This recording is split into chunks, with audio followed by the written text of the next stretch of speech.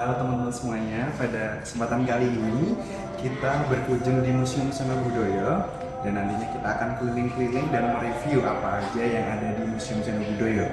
Dan nantinya juga akan kita bahas apa saja yang tentunya kita dapatkan setelah mengunjungi museum ini. Ikuti terus, jangan kemana-mana.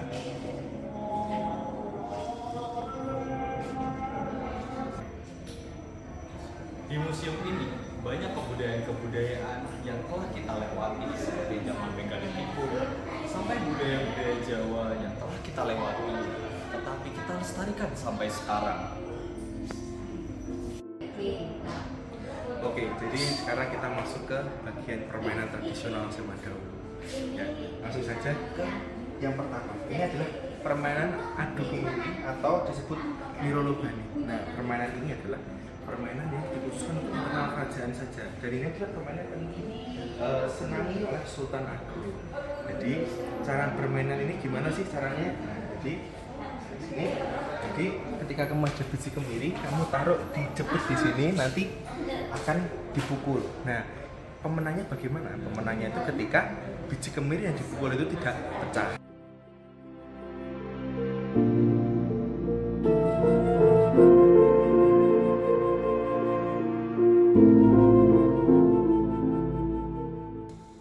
Nah, sekarang kita ada di bagian Cibuntu Surabaya yang nuansanya itu nggak ada ke Jawa, tapi ke arah Bali. Bali. Nah, banyak hal, tapi yang paling utama yaitu adanya kemiripan budaya serta tradisi yang ada di Jawa dan Bali.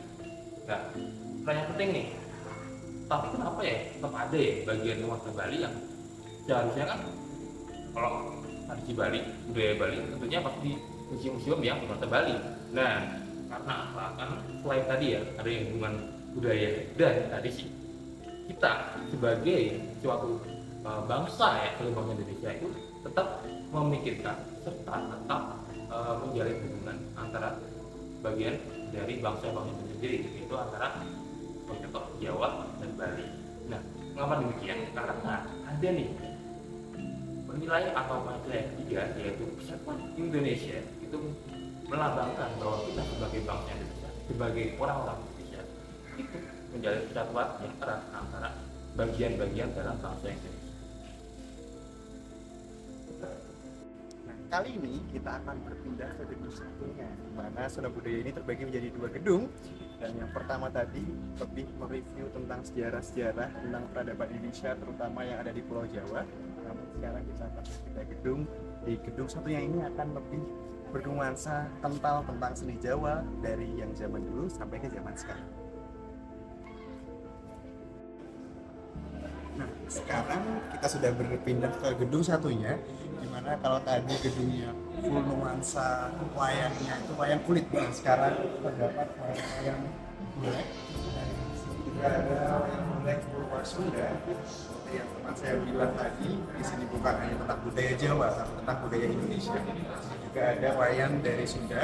Dan di sebelah saya ini ada gamelan khas Cirebon, di mana dari ukiran yang berada di sini, di mana ini merupakan khas kerajaan Islam Cirebon pada saat itu. Ukiran ini juga dipengaruhi oleh pengaruh Jawa, gaya Hindu, serta gaya Islam. Nah, setelah ini kita akan naik lagi ke lantai atas untuk mereview pakaian adat Jawa. Banyak jenis-jenis batik yang perlu kita tahu, bahkan perlu kita kenal. Di sini banyak jenis batik, tentu untuk berbagai fungsi dengan motif yang berbeda-beda. Oke, sekarang kita berada di bagian senjata. Jadi di sini tuh ada keris. Keris di sini tuh bukan hanya sebagai senjata saja, tetapi keris itu juga sebagai simbol sosial.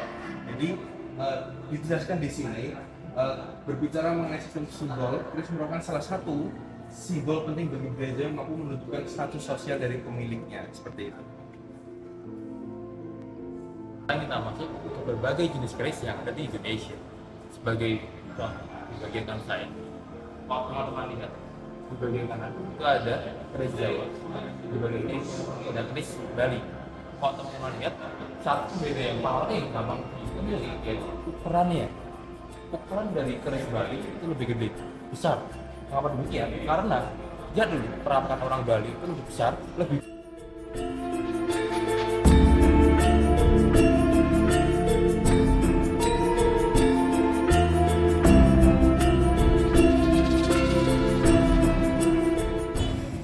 Jadi di Museum Sono Budoyo kita bisa pelajari dan mengamalkan sila-sila di Pancasila, yaitu sila pertama dan sila ketiga. Yang pertama ketuhanan yang Maha Esa, ada penyebaran agama dengan wayang dan lain sebagainya. Dan sila ketiga persatuan Indonesia, tentu perkembangan budaya-budaya Indonesia, bahkan di pulau-pulau di seluruh Indonesia. Terima kasih.